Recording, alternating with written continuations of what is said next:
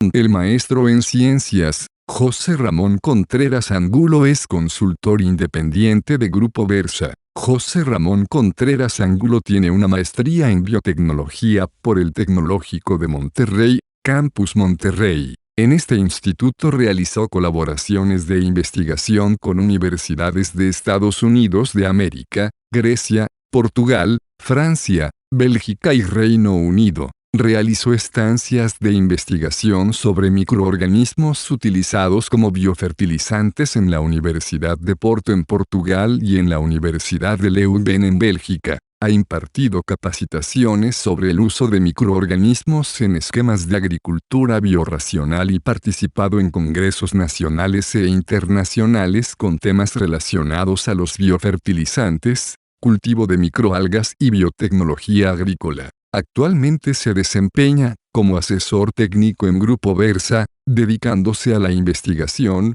formulación, desarrollo y comercialización de productos químicos y biológicos enfocados al sector agrícola. El maestro José Ramón presentará su conferencia, Las micorrizas arbusculares en el manejo de patógenos del suelo. Démosle la bienvenida con un aplauso. Perfecto.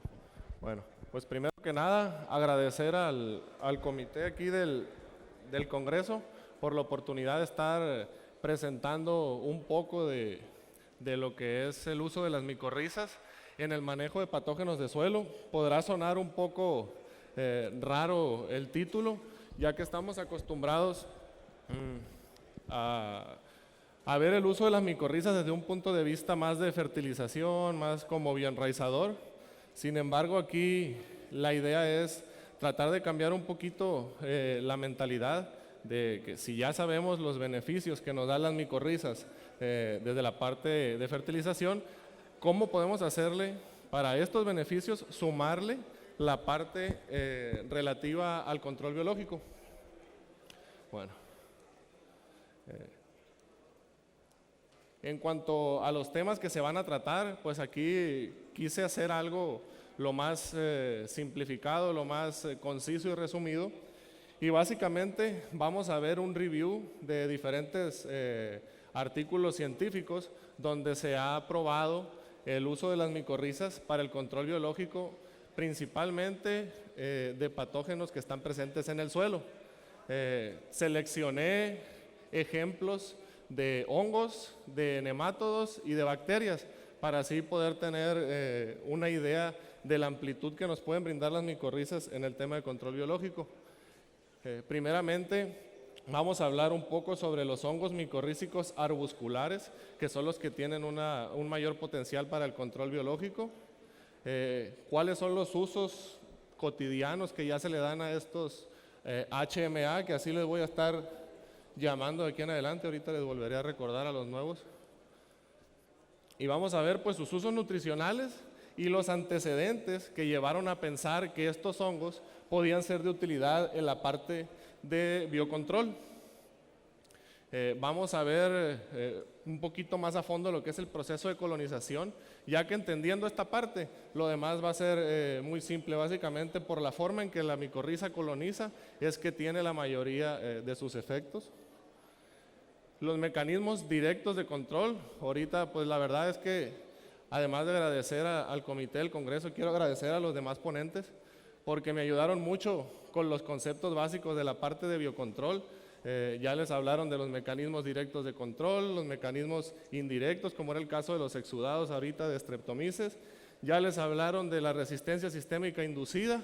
Entonces ya esos conceptos los podemos dejar un poquito más de lado y centrarnos en la parte más técnica y en los ejemplos. Vamos a ver cuáles son los mecanismos directos que tienen los hongos micorrízicos arbusculares para el control, los mecanismos indirectos, que aquí es donde se pone un poquito más interesante, y por último, pues algunas estrategias para optimizar el biocontrol. Y finalmente, pues las conclusiones, ¿no? Para entrar un poquito en materia, pues tenemos que ver qué son los hongos micorrízicos arbusculares. Normalmente estamos acostumbrados a decir las micorrizas, no es que esté del todo mal, pero a la micorriza se le llama ya la asociación que hay entre el hongo y la planta. Una micorriza sería una especie de raíz híbrida. Para el caso de las clasificaciones, hay quienes se ponen muy metódicos y se van a una clasificación por métodos moleculares y demás, y te dicen que hay hasta 7 diferentes tipos de micorrizas. Hay otros que son mucho más simplistas, dicen que nomás son 2. Aquí, por no entrar en polémica, les voy a presentar los 7 y nos vamos a quedar con las características principales de cada uno. Dentro de las micorrizas están las micorrizas con manto fúngico. Aquí en este grupo están las ectomicorrizas, que básicamente se caracterizan porque colonizan únicamente el espacio intercelular ya estando en la raíz. Únicamente se mueven por el espacio que hay entre las células, pero no colonizan el interior de la célula misma. Y dentro de este mismo grupo de las micorrizas con manto fúngico, pues también tenemos las arbutroides, que básicamente es con una familia muy específica de plantas. Estas tienen interacción y por eso las sacaron de la clasificación. Mismo caso, las monotropoides comparten muchas características en cuanto a la morfología, que para fines agronómicos es la que nos da pues las diferencias. Y vamos a entrar ahora a las micorrizas que no generan manto fúngico. Básicamente el manto fúngico es la capa que se forma por fuera de la raíz y que es como una especie de capucha. En el caso de las micorrizas que no tienen manto fúngico, pues están las ericoides, que igual colonizan ciertas familias de plantas específicas, las orquídeoides, que pues ahí son puras especies de orquídeas, y finalmente de las que vamos a estar hablando en la exposición, que son las micorrizas arbusculares. Aquí la diferencia, vamos a entrar ahorita un poquito más a detalle, pero básicamente está en la forma en cómo colonizan la planta y cómo interactúan con ella a la hora del intercambio de nutrientes. Y como les digo, que a veces se ponen de más de metódicos y de exigentes para las clasificaciones. Hay quienes dicen que hay cierto grupo de micorrizas que medio encajan en una y medio encajan en otra, y por ahí hicieron el grupo de las ectendomicorrizas. Para fines de control biológico nos vamos a limitar a lo que son las micorrizas arbusculares, los hongos micorrízicos arbusculares, como les dije ahorita. Les voy a estar diciendo HMA para no estar hablando de más. Y ya entrando en materia de estos hongos, pues básicamente estamos hablando de 5 estructuras muy características, que son las que ayudan al control. Bueno, tenemos la espora, que es la parte donde para cuestiones de formulación de productos, esto es lo que estaríamos buscando, tener una buena cantidad de esporas, es la parte reproductiva del hongo. Tenemos los pelos, que pueden ser extrarradiculares, que son los que están en la parte de la rizósfera, y pueden ser internos. Y aquí en los internos, la característica que las diferencia es que estas sí pueden penetrar dentro de la célula, y realmente dentro de la raíz tenemos células como lo son los arbúsculos, que es esto que ven aquí. Básicamente es una célula que por dentro tiene redes de la micorriza y está en contacto directo con el interior de la célula vegetal. Entonces esto nos ayuda mucho en la transmisión de nutrientes. Y tenemos también ¿dónde están las vesículas? Que ahí en las vesículas es como una carta que tiene ahí la micorriza debajo de la manga y va acumulando nutrientes que le sirven pues al hongo mismo, no tanto a la planta, pero pues eso trae las estructuras que ahorita vamos a ver que tiene mucha importancia. Entrando un poquito de historia y para ponernos en contexto, pues ¿qué son estos HMA? Son hongos capaces de establecer relaciones simbióticas con las plantas, y aquí pues vamos a ver que pueden colonizar aproximadamente al 80% de las plantas que existen. Entonces es una variedad muy muy grande, la verdad son muy bondadosos en ese aspecto. Un poquito de historia, que eso no viene ahí en la presentación, pero se empezaron a descubrir las micorrizas cuando se hacían estudios en zonas boscosas, en zonas selváticas, donde decían, a ver, ¿cómo es que están creciendo los árboles más chicos? Si tú pones un medidor de luz, pues prácticamente no les llega nada. ¿Cómo es que hacen fotosíntesis y cómo es que pueden sobrevivir hasta llegar a alcanzar la luz?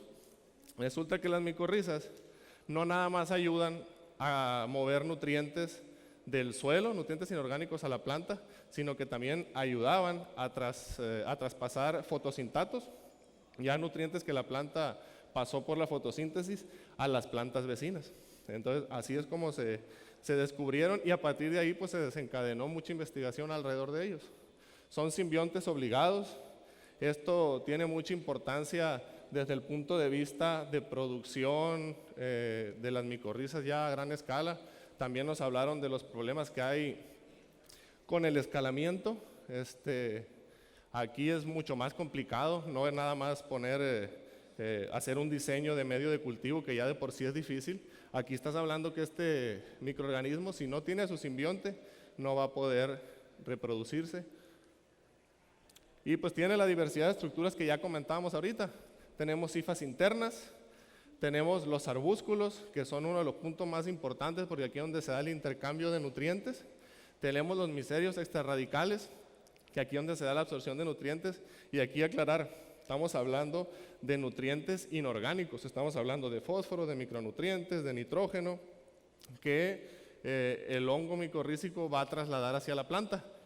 Después tenemos las esporas y finalmente las vesículas, que son acumulaciones de cuerpos lipídicos que en determinado momento le pueden servir a la micorriza para sobrevivir. Y pues para que se den una idea, se remonta su aparición a hace 400 millones de años. Entonces estaban aquí mucho antes que muchas especies que ya conocemos. En cuanto a los usos en la agricultura, yo creo que aquí debe haber más de uno que ya ha utilizado micorrizas. Normalmente lo atribuimos pues a beneficios en cuanto a la nutrición, a que nos va a ayudar a incrementar el área radicular. Aquí, ahorita le voy a explicar las imágenes al final porque tienen su historia. A un aumento de la productividad, mejores calibres en el caso de las hortalizas, en los tomates, o a la absorción de nutrientes específicos, que en el caso del fósforo, que también ya nos advirtieron por ahí en la mañana, aquí hay que analizar los suelos para ver si no tienen mucho fósforo porque podemos caer en toxicidad, sobre todo en terrenos que son muy arcillosos. Cuando los pHs están altos, que es el común denominador aquí en la zona, el fósforo se pega a las arcillas. La micorriza tiene la capacidad de tomar ese fósforo que está adherido a las arcillas y trasladarlo hacia la planta. Esto es en pHs alcalinos. En pHs ácidos no sucede lo mismo, no está tan fácil la absorción de ese fósforo. Y en los micronutrientes, que los micronutrientes, cuando tenemos excesos de fertilizantes de cationes, potasio, magnesio, calcio, que a final de cuentas compiten por ser absorbidos con la planta, pues la micorriza nos ayuda a ser un poco más específicos buscando estos micronutrientes para evitar deficiencias. También tenemos pues una mayor resistencia al estrés abiótico, mejor absorción de agua, disminución de la fertilización química, que aquí también mis antecesores también ya les comentaron que cuando tú tienes una sobrefertilización, muchas veces limitas la capacidad de infección que tienen los microorganismos biológicos o la capacidad de establecer simbiosis. Y entrando con las imágenes, aquí, como pueden ver, se está utilizando Glomus intrarradicens. Estas son raíces de maíz. ¿Cuál es la diferencia? Aquí, pues, pueden ver que hay un cambio en cómo está estructurada la raíz. Aquí tenemos una dominancia hacia abajo mayor y aquí tenemos una forma más ramificada, pero aquí se utilizó únicamente micorrizas, mientras que acá estamos hablando de consorcios, micorrizas, tricodermas, bacillus, que más adelante van a ver que a final de cuentas pues es la recomendación, mantener una microbiota sana en los suelos. Y en cuanto a los usos que se tienen en la agricultura, pues ya había antecedentes de biocontrol. La gente decía, oye, pues fíjate que yo apliqué micorrizas y no sé qué pasó, pero levanté más tomates de donde también se me presentó Fusarium, de donde también se me presentó Phytophthora. Entonces, se suponía, ¿no?, que las plantas inoculadas pues mostraban esas bajas, menos bajas, está medio raro ahí, pero bajaban menos su producción. Y decían, bueno, es que se está compensando los daños. ¿Por qué? Pues porque tenemos un mayor número de raíces, porque se reponen las raíces dañadas, que eso lo vimos también en una de las presentaciones anteriores. Y otra cosa, cuando se trata de medir en sí el efecto de la enfermedad, la presencia de hongos en el área radicular, cuánto tejido estaba dañado, pues también se dieron cuenta, oye, pues es que no nomás es la producción, también estoy viendo menos severidad en síntomas y en poblaciones de los patógenos. Y aquí pues se tenía menores números de nemátodos dentro de las raíces, se tenía una menor severidad de infecciones fúngicas también en las raíces. Había esas modificaciones de la arquitectura radicular que les comentaba ahorita, cómo deja de haber esa dominancia hacia abajo de la raíz y empezamos a ramificar. Y había modificaciones de los microorganismos que están en la rizósfera. Otra cosa que también acabamos de ver ahorita que pasaba con Streptomyces, con las micorrizas igual. De repente, y aquí quiero hacer un paréntesis, creo que es importante hablar de los métodos para hacer detecciones en la rizósfera. Ahorita el compañero que habló antes de mí hablaba de la caracterización molecular de la rizósfera y cómo podíamos encontrar una variedad inmensa comparada con las variedades que podíamos cultivar. Pero también hay que comparar los métodos de detección que utilizamos actualmente para los microorganismos, los conteos en placa, las ELISAs y demás, pues tienen unos rangos de detección que necesitas tener poblaciones altas. Entonces, lo que platicaban ahorita, el caso del tricoderma que no salía, oye, pues a lo mejor no es que no estuviera presente, pero estaba en poblaciones donde simplemente no lo podías detectar. Y eso es una limitante a la hora de hablar de clústeres microbiológicos en la rizósfera. Asociaciones de varios microorganismos, es muy difícil darle seguimiento, qué es lo que está produciendo, que está causando tal o cual efecto. Entonces, gracias a Dios, ha habido muchos avances en cuanto a la detección molecular, marcadores moleculares que nos ayudan a ver qué sustancia produjo este canijo que causó tal efecto en la producción, que causó tal efecto en tal microorganismo, de dónde salió la pedrada, como dice luego. Y para entrar en calor ahora sí, en cuanto a por qué las micorrizas pues tienen efectos de control, es muy importante ver cómo es que colonizan. Podemos ver que de las primeras etapas tenemos pues una planta sin micorrizar y lo primero que sucede es que hay una penetración a la raíz. Aquí en esta penetración la planta reacciona como si tratara de un patógeno. Aumenta las especies reactivas de oxígeno, aumenta las fitoalexinas y demás sintomatología de una resistencia sistémica inducida, pero después bajan a niveles incluso más bajos que antes de inocularse la micorriza. ¿Por qué? Porque obviamente la micorriza no va a querer que le estés picando ahí, oye, tengo altas concentraciones de fitoalexinas, tampoco se va a desarrollar a gusto, tiene cierta lógica, al menos para mí. Posteriormente al proceso de infección, por así decirlo, pues la micorriza empieza a extenderse en el suelo, empieza a llevar nutrientes a la planta y empieza ahora sí a crear sus estructuras de reserva. Lo más importante de los arbúsculos, aunque también las vesículas juegan un papel importante en cuanto al control. Y finalmente pues tienes una planta que está micorrizada por completo.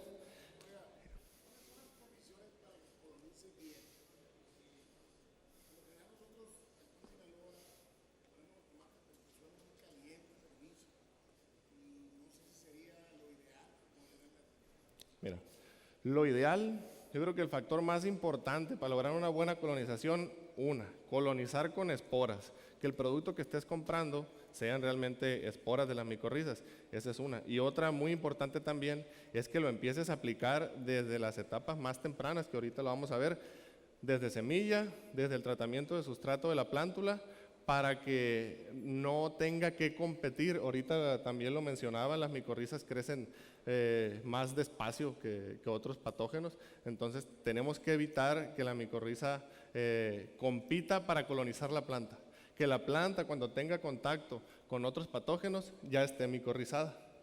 Entonces, para mí esos serían los dos factores que ayudarían a crear una mejor colonización. Siempre el clima en esta zona va a ser una limitante, se puede decir, para los productos biológicos. La gran ventaja que tienen todos los microorganismos que van a suelo es que las condiciones que podrían matar realmente a un microorganismo, técnicamente también podrían matar a las raíces, y no dejamos que esto suceda. Mantenemos una buena humedad, sin caer en los excesos de acumulación de agua, pero sí, principalmente mantener una buena humedad. Los acolchados ayudan bastante también. Siempre está ese riesgo, pero tenemos que estar reinoculando, estar haciendo aplicaciones periódicas. Disculpe, ¿y cómo puede saber usted que la distribución va a ser uniforme dentro del sustrato? Perdón, no le escucho. ¿Cómo puede saber usted que la distribución de ese producto va a ser uniforme dentro del sustrato? Muy buena pregunta. Realmente aquí tiene mucho que ver con la técnica de cómo mover el trapito, como decían antes. En lo personal, yo lo que hago es no aplicar el producto directamente del empaque sobre el sustrato. Primero hacer una dilución y eso nos ayuda un poquito que quede más uniforme, pero también son limitantes que se tienen al trabajar con los microorganismos. Realmente no es mucho lo que se necesita para llevar a cabo una buena inoculación en cuanto a esporas, comparado con las concentraciones que traemos en los formulados. Más o menos se maneja que por planta debemos de traer alrededor de 2000 esporas para hacer una colonización fuerte. Entonces, estamos hablando que los formulados andan entre 30 a 40 mil esporas por gramo, si es que realmente trae lo que dice ahí, ¿no? Entonces nos da margen para poder hacer buenas inoculaciones. Pero sí, son retos y hay que buscar una estrategia. Si usted tiene una estrategia mejor, creo que sería bueno que la compartiera con todos, porque sí es un problema.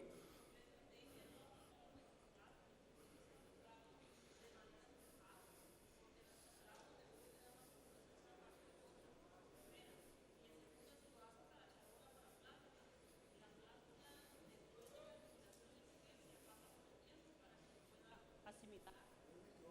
Sí, un micrófono, ¿por qué no?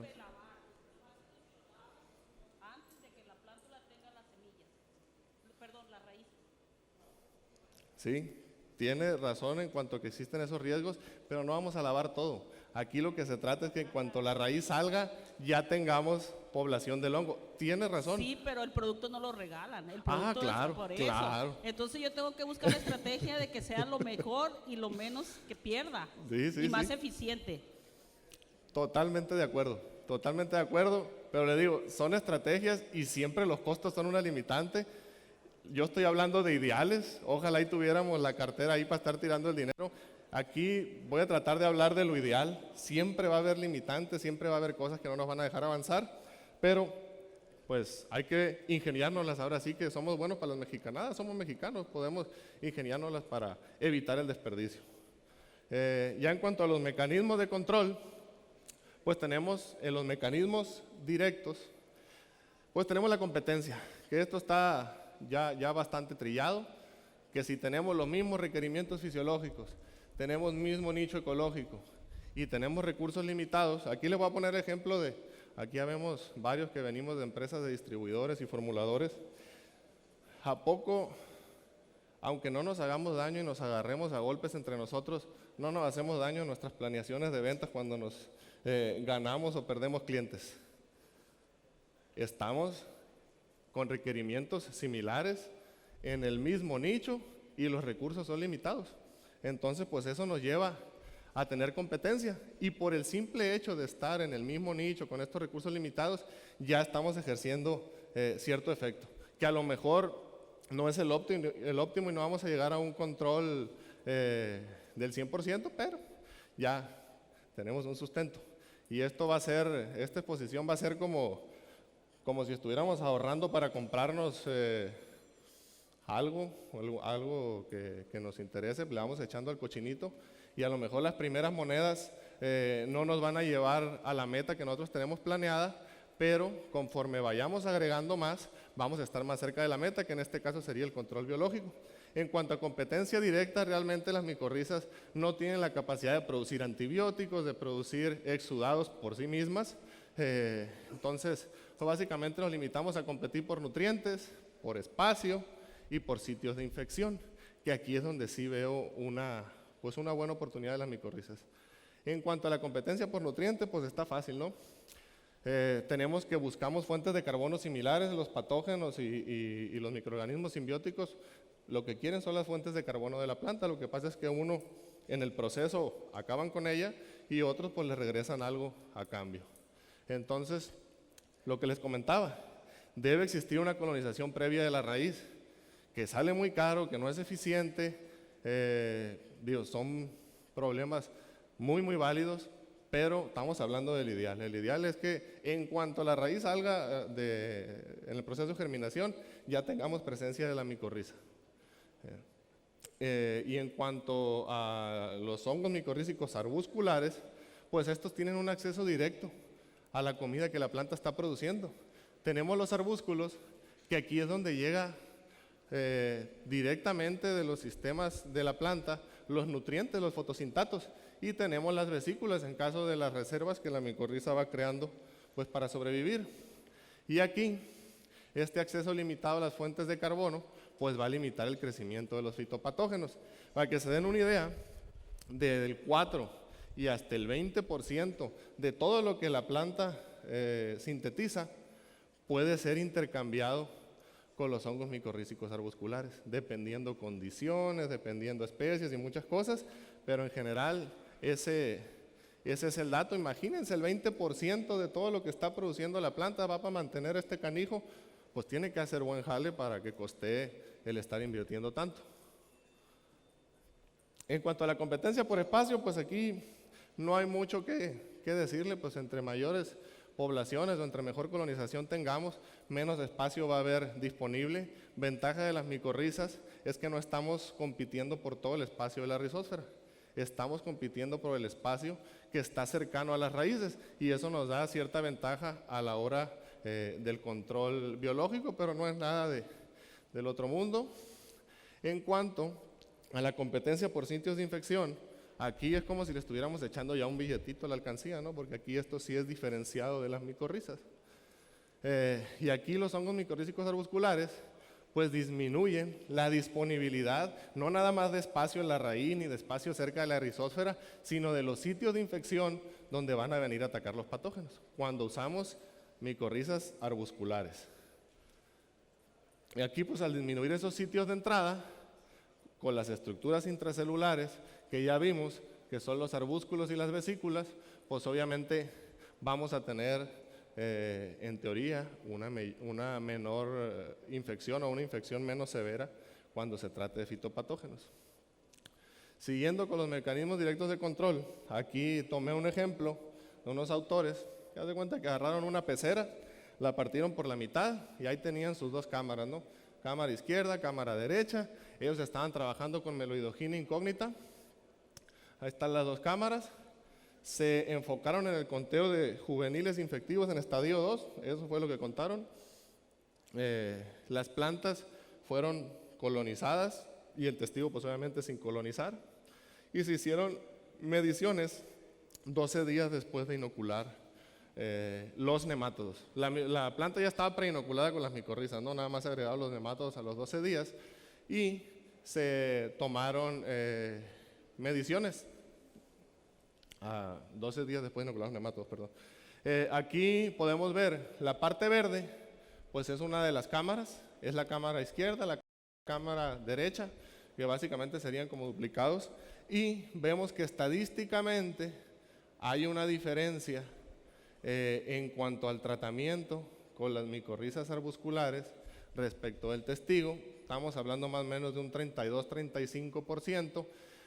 No estamos matando todos los nemátodos, pero es una herramienta que en combinación con otras pues nos va a brindar protección. Se utilizó un análisis de ANOVA 2 vías y las diferencias que son lo que les comentaba, esas A y esas B ahí fueron por prueba de Tukey.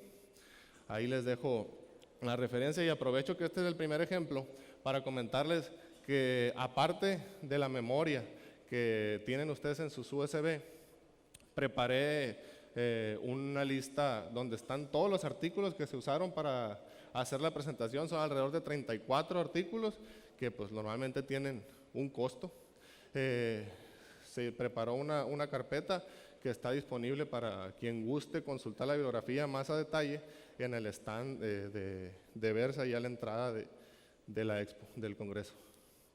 Bueno, siguiendo con los mecanismos indirectos de control, pues tenemos un incremento en la captación de nutrientes. Y aquí hay varias teorías que nos dicen que una planta que está bien nutrida, no sobrenutrida, bien nutrida, es menos susceptible al ataque de patógenos. Sin embargo, es una teoría, la teoría de la trofobiosis, que han pasado mucho tiempo queriéndola comprobar, hasta ahorita no se tienen datos concluyentes, pero al menos a mí me hace bastante lógica que si estás sano, pues eres menos susceptible a enfermedades. Lo mismo pasa con nosotros. Ay, cañón. Bueno, aquí la premisa es entre mejor nutrición, mayor tolerancia a estrés, y pues los hongos micorrízicos ya lo vimos, su principal uso es como auxiliares en el tema de nutrición, que si los quieren para el tema de nutrición exclusivamente, como comentaba la colega que ya no la veo por allá, ahí sí, pues aplíquenlo cuando la planta ya está establecida por el sistema de riego y no van a tener ningún problema para acceder a los beneficios que da las micorrizas de la parte de nutrición. Si queremos aprovechar la parte de control biológico, sí es determinante el hecho de tener la inoculación lo más temprano posible. Igual, caso de los micronutrientes, que pues tenemos una mayor selectividad y eso nos ayuda a compensar deficiencias, pero ojo, comentaba la parte del fósforo, es importante saber cuánto fósforo hay en el suelo, a qué pH estamos, para evitar una sobrefertilización de fósforo, porque es considerable lo que puede aumentar la eficiencia usando las micorrizas. Y pues como sabemos el fósforo... Disculpen, ¿qué dosis recomienda usted de micorrizas en invernadero de plántula? En invernadero de plántula, la literatura dice que son 2000 esporas por planta, y hay que ver el formulado ahí. Nomás hay que tener en cuenta lo que los demás expositores han dicho. De esas 36,000, 40,000 que te dice el empaque, si las tenemos a las temperaturas que las tenemos y si los cuidados que debemos, tienes que meter un factor ahí de pérdida de viabilidad.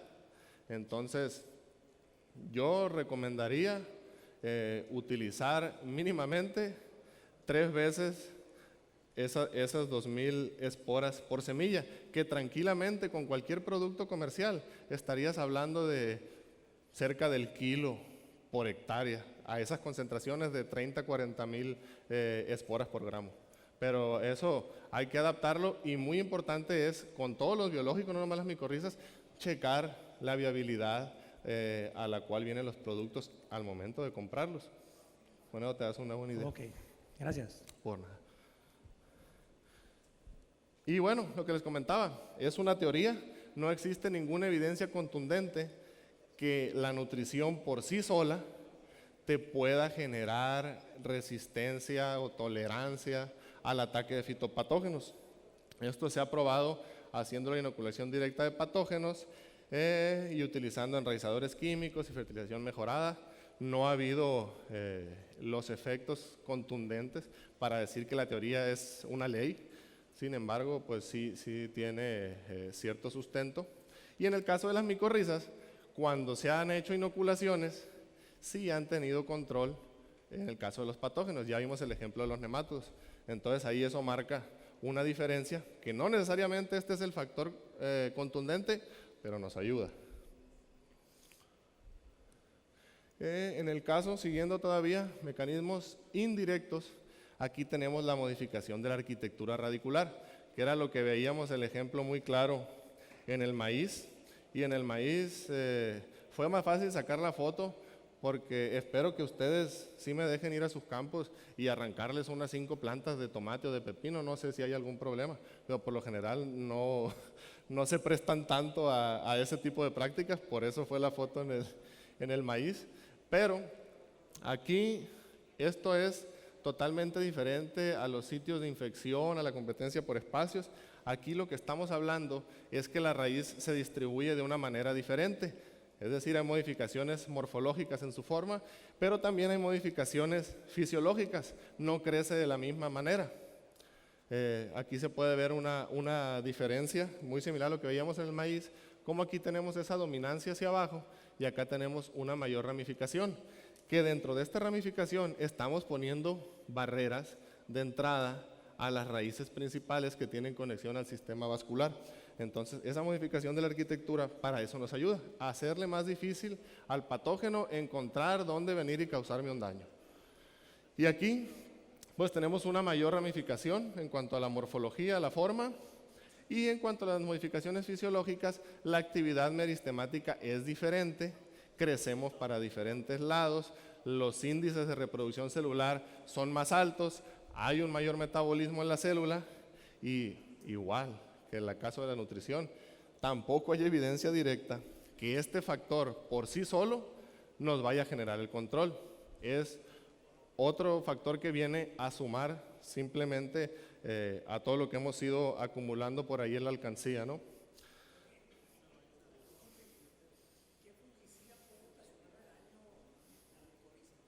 A las micorrizas. Usamos fungicidas para dumping y eso. ¿Qué fungicida, qué molécula puede causar daño al? Es muy buena pregunta y creo que ya la contestaron aquí, o cuando menos dieron un acercamiento. Cualquier fungicida que sea para omicetos no nos va a causar algún daño aquí, y aunque sea, no nos va a causar para los omicetos, y aunque sea un fungicida para otro grupo diferente de hongos, la micorriza tiene la ventaja que tiene esas estructuras, ahí es donde son muy importantes las vesículas, porque esas estructuras de energía ayudan a un rebrote, por así decirlo.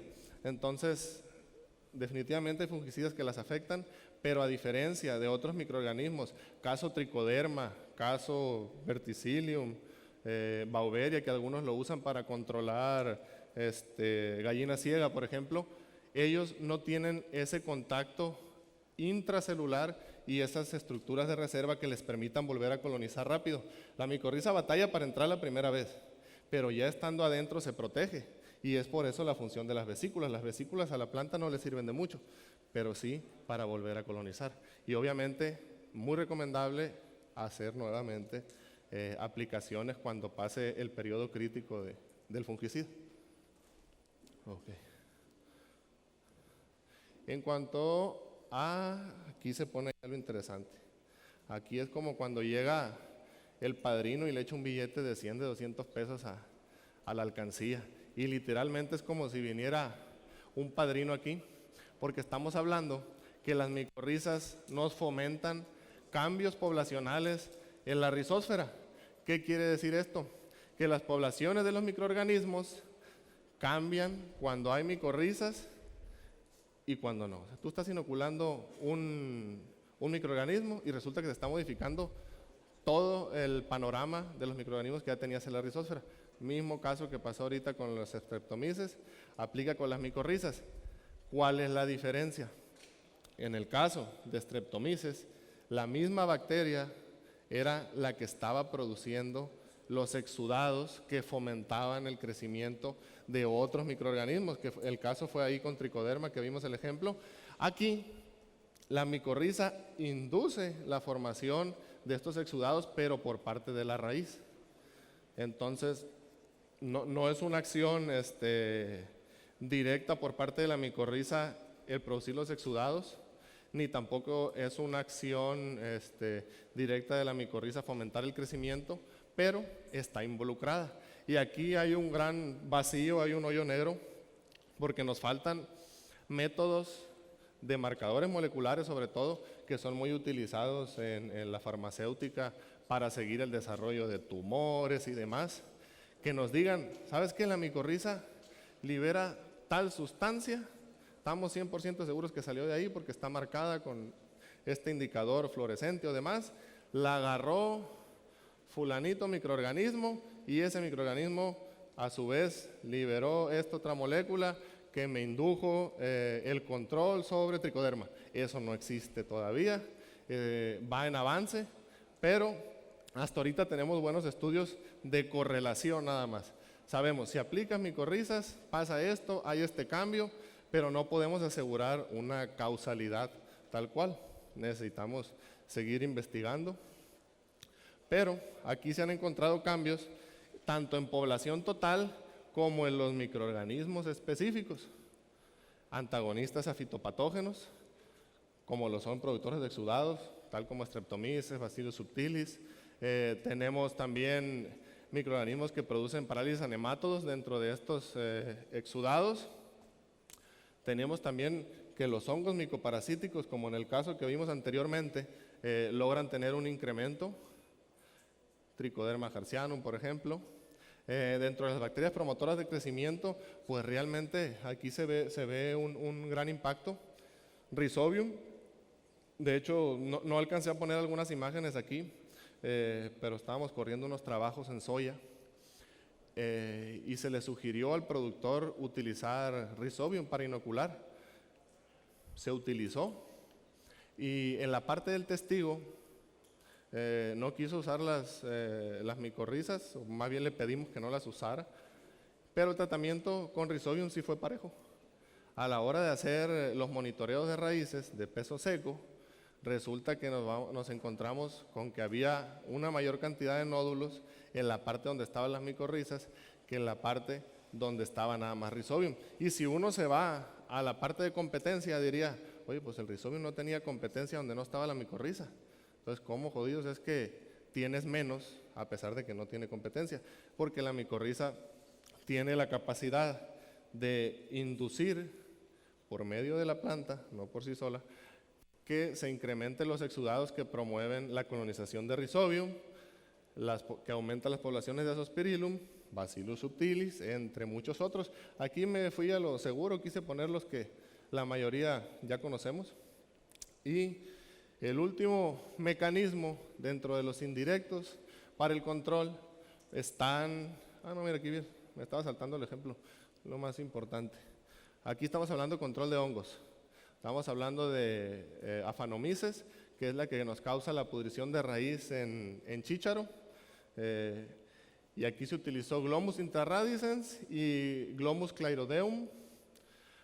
Lo interesante que tenemos aquí, ellos, el factor que midieron fue el peso seco de la raíz. Ojo, diferente peso seco de la raíz de volumen o área radicular. Aquí, cuando ellos empezaron a hacer el estudio, describen, de hecho en el artículo, que aparentemente había más raíces en la parte tratada con micorrizas. Sin embargo, cuando ven la cantidad de raíces, lo verde es el testigo, antes de la inoculación con el patógeno, tenía más peso seco de raíces que los que estaban tratados con el Glomus intrarradicens y con el Glomus sclerodeum. Sin embargo, como vamos avanzando en los días, resulta que tuvo una caída muy abrupta en cuanto a su raíz en el peso seco. La mayoría pues se degradó por efecto de Aphanomyces, que es un omiceto también, como los que hemos estado viendo hoy por la mañana. Y finalmente, a donde quisiera llegar es que aunque ambos tuvieron un control sobre el testigo, hay diferencias entre la especie que tú utilices para control biológico, dependiendo del hospedero y del patógeno. Entonces, aquí es donde sí es muy importante leer los artículos en extenso y ver qué especies traen los diferentes proveedores para poder diseñar mejor la estrategia de manejo. Aquí, estos dijeron, oye, pues sí, hay menos cantidad de raíz en el testigo, pero ¿qué nos está llevando a eso? ¿Será que nomás la micorriza, porque está produciendo y produciendo más raíces, nos generó este efecto? Entonces, no les alcanzó para mucho a los que hicieron este estudio. Utilizaron el perfil de ácidos grasos para determinar si había cambios en las poblaciones. Hubiera sido mucho mejor que utilizaran técnicas moleculares, como les comenté, pero es un muy buen indicador.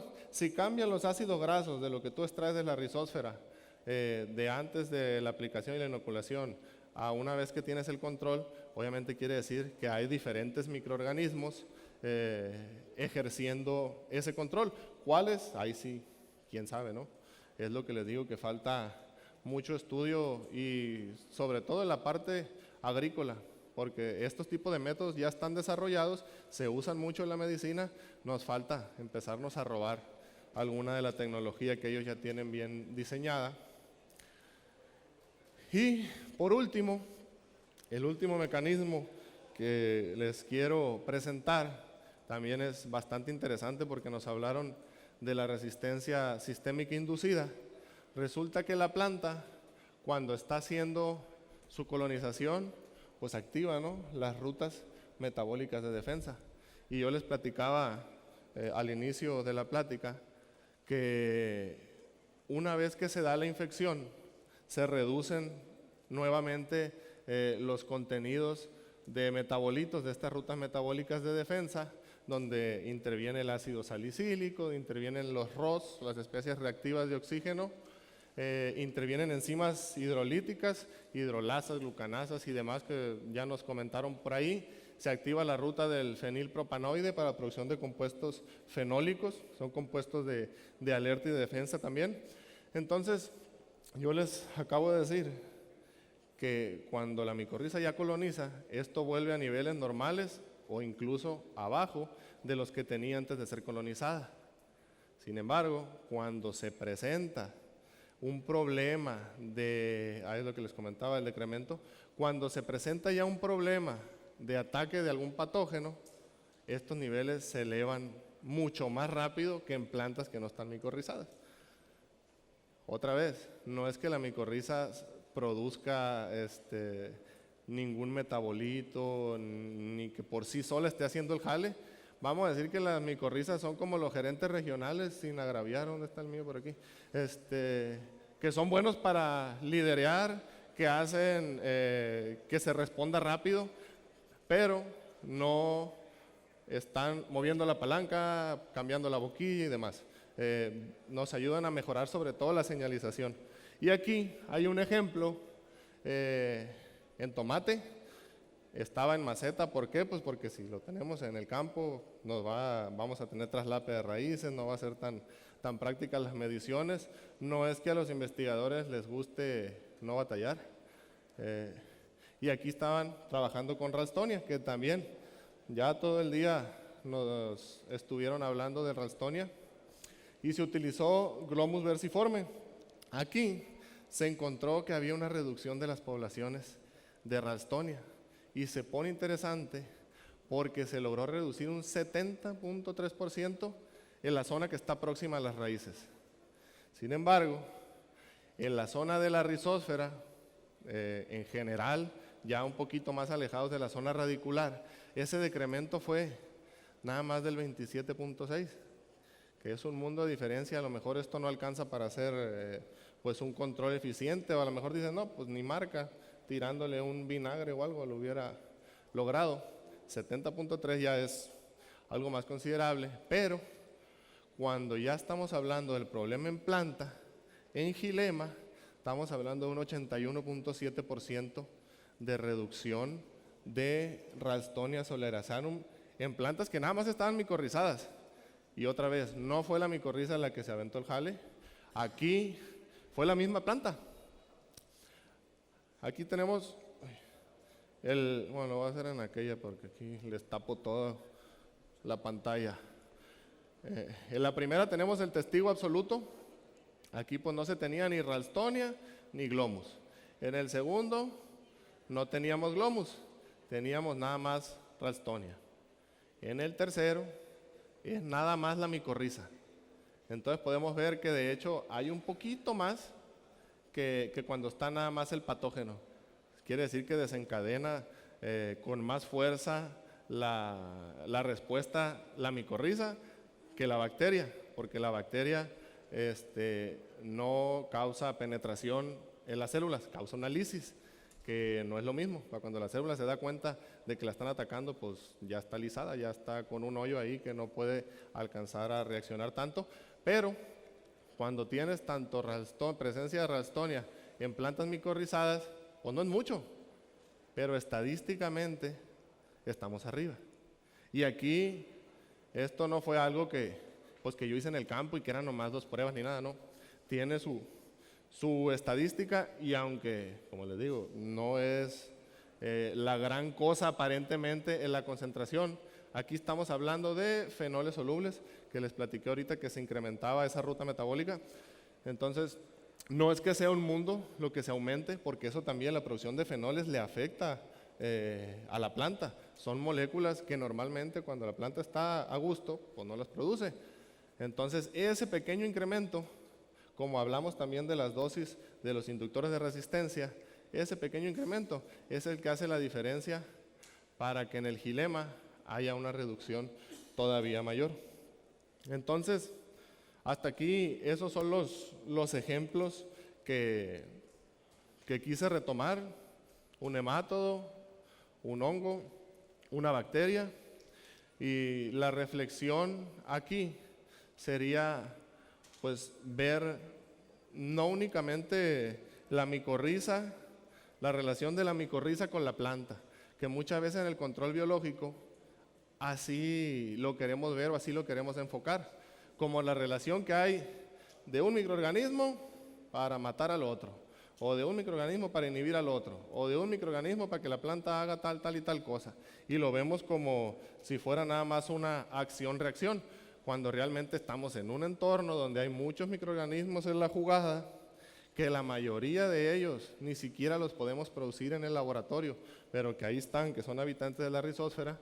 Entonces, en conjunto, una buena señalización, una buena colonización, pues nos va a ayudar a prevenir el ataque de los patógenos. Y aquí, pues en cuanto a las estrategias para optimizar el trabajo de las micorrizas en el control biológico, está pues investigar muy bien cuáles son los antecedentes que tiene ese hongo micorrícico arbuscular para el cultivo y para el patógeno con el que yo ya tengo problema en el campo. Para esto, muy importante lo que comentaban, analizar el suelo, ver qué es lo que hay, los problemas que se han tenido, las zonas, seleccionar la especie más adecuada, promover las condiciones para el desarrollo de los hongos, que era lo que preguntaba. Aquí básicamente estamos hablando de una inoculación temprana, mantener una buena humedad sin caer en acumulación de agua que nos lleve al desarrollo de micetos, y hacer inoculaciones periódicas, complementando lo que decíamos ahí, que si estamos utilizando fungicidas en el manejo, bueno, vamos a bajar la población, hay que repoblar. Todo cabe dentro de un manejo, pero sí tenemos que tener claro que va a haber consecuencias cuando aplique un fungicida, que va a haber consecuencias si aplico amoníaco, que aquí pues no es el caso con las hortalizas tanto, pero igual saber cuál es la consecuencia y tomar una acción para revertirlo. Evitar totalmente su uso como agente curativo. Si ustedes salen de esta plática y van y dicen, es que un loco nos dijo que las micorrizas eran para control biológico y yo tengo la presencia de la bacteria y las voy a tirar para que se cure, yo voy a decir, no, no es cierto, no fui yo. Entonces, no son agentes curativos, no tienen mecanismos directos de control fuertes, son un apoyo que, si bien ya los estamos utilizando para fines nutricionales, bueno, vamos utilizándolos de tal forma que me complementen el sistema de control biológico que ya tengo implementado yo en mi campo. Y pues finalmente, las conclusiones. Estos hongos micorrízicos pues tienen la capacidad de reducir los daños de los patógenos que atacan a las raíces. Si nos vamos a basar únicamente en lo que ya está comprobado, yo creo que esto es todo lo que podríamos decir, sin temor a que alguien nos diga que estamos echando mentiras, ni de necesidad de andarnos poniendo en discusiones muy fuertes. La capacidad que tiene cada especie, como lo vimos en los casos de los dos diferentes glomus, pues es diferente para el control biológico. El nivel de protección varía dependiendo pues de las condiciones ambientales y las prácticas culturales. No vamos a tener la misma colonización usando tales y cuales prácticas. Los HMA pues son efectivos para el biocontrol únicamente como agentes preventivos. Yo creo que se los he dicho como unas 10 veces y hay examen. Entonces, pues por ahí va la cosa. Y leer el artículo, todos los 34. Hay que tener la inoculación previa. Es recomendable la aplicación de estos HMA con otros microorganismos. Esto también, ya se los he dicho, la micorriza es como el gerente. Ella tú haz esto, tú multiplícate, tú espérate tantito. Es como el coreback ahí, carece de mecanismos de control directos, pero sí nos ayuda sobre todo en la comunicación. Un día que ustedes estén, que no puedan dormir y que se ponen a ver de repente videos, uno que ni al caso, hay varios videos con teorías de la señalización entre las plantas, sobre todo en ecosistemas que no han sido modificados por el hombre, caso selvas, bosques y demás, como las micorrizas realmente funcionan para señalizar cuando hay ataques de plagas o enfermedades. Un ejemplo, así muy coloquial, ha habido ocasiones en que se han introducido orugas en zonas boscosas, selváticas, mucho follaje, en un árbol. Las pusimos en este árbol que está en el medio y pusimos 4 o 5 oruguitas nomás. Entonces se generan compuestos para la protección de esos árboles, ¿no? Taninos principalmente, pero resulta que 5 árboles a la derecha, el árbol ese también estaba produciendo taninos. Y pues si nomás era una oruguita que le pusimos a que picara y la matamos, entonces ¿por qué? No tuvo exposición al patógeno. Está muy interesante, ya nos metemos más en especulaciones, pero pues realmente son cosas que no entendemos aún su complejidad. Bueno, de mi parte eso sería todo. Espero que si haya preguntas, hacerlas, platicarlo. Gracias.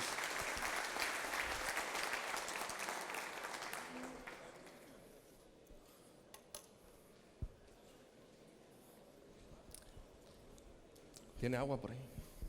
Buenas tardes. Buenas tardes. Platicaste sobre las micorrizas que se descubrieron en un bosque, ¿no? Por la naturaleza. Ya ahorita hay muchas micorrizas que venden en el mercado, líquidas, polvo, en sustrato de tierra. ¿Cuál es la mejor presentación o qué sustrato es el recomendable para que esas micorrizas sobrevivan? Bueno, aquí vamos a hacer la diferencia que hacíamos en la primera diapositiva. Ectomicorrizas y endomicorrizas. Yo ahorita les dije, son parásitos obligados, sí, las arbusculares. Entonces, si tú vas a comprar cualquier producto ya formulado que diga Glomus y viene líquido y no había raíces, ahí empieza la duda, porque estoy diciéndote que es un simbionte obligado, que si no tiene la raíz, pues no se puede reproducir. Naturalmente que pueden recolectar esporas y formular, pero eso provoca que la viabilidad se baje más rápido cuando estamos hablando de líquidos. Y en el caso de las ectomicorrizas, pues es mucho más fácil en cuanto a la producción y en cuanto a la estabilidad, pero en general, cuando tú ves la forma en la que se produjo la micorriza, tienen que ser con germinados de raíces. Yo, en lo personal, prefiero las formulaciones que vienen tipo turba, que tú ves ahí la raicita, pues por ir a lo seguro, ¿no? Pero no exenta que haya métodos para conservar también la viabilidad de las micorrizas. Hay más.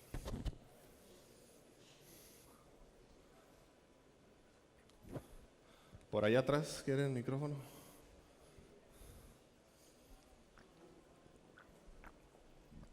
Sí, bueno, por ahí en el último punto pusiste que es bueno mezclar micorrizas, pero no escuché si dijiste algunos ejemplos.